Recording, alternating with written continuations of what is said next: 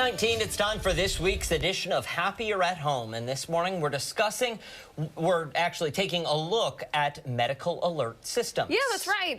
For more, we're joined now by our good friend, Deb Marcello. Deb from Happier at Home, thank you so much for being here. This is something that I feel like a lot of people should have in their possession.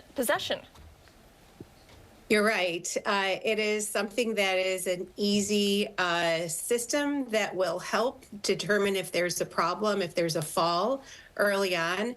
But we call these things PERS, or Personal Emergency Response Systems. So that's the general term for them. These types of systems not only can be if you fall, but it can incorporate wandering portions or detection with GPS.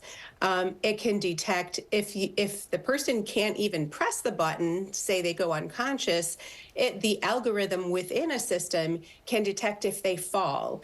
For people to look at, especially if you're living alone.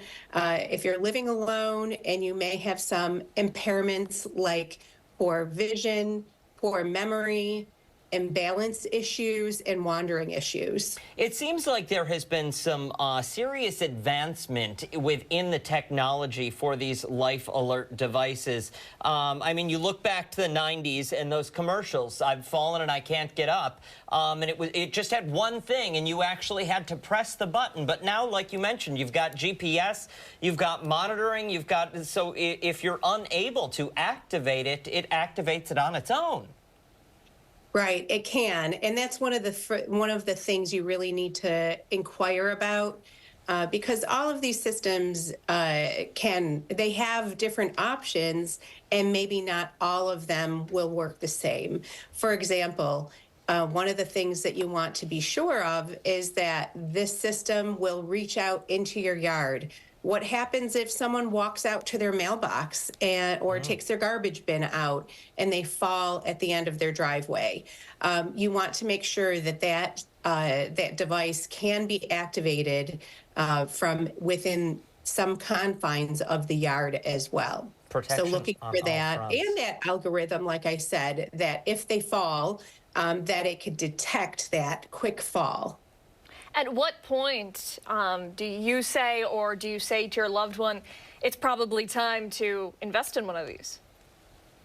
Like I said, if there are any of those situations, like the poor memory, if they've already had a fall, I mean, the main key is to be preventative. So if you're noticing changes in your loved one and you feel that this is something that potentially could be a problem, because falls can be fatal with people, not immediately, but if they break a hip, there can be a higher mortality rate with that. And if they can't act on their own to get up, so the other thing is to make sure once they doesn't do any good in the nightstand dresser, so making sure that they wear it. You can wear it as a pendant. They can have bracelets on as well. So knowing that one of those, they should always be wearing them, even in the shower, because that's where a lot of falls occur. So not taking that pendant or bracelet off in the shower as well. Deb, let's get a little personal here. I want to know what to do in a particular situation. I know that my mother purchased one for my grandmother, and I believe I told you last year that she had a slip and fall during the winter in the driveway and refused to use her cell phone to call anyone for help because she didn't want to be a bother, and she refuses to wear her life alert. What sort of conversation can be had to say, no, sorry, Graham, this is non-negotiable? Yeah, I can understand why they may not want to wear it, because they want to just be the same independent person they always are.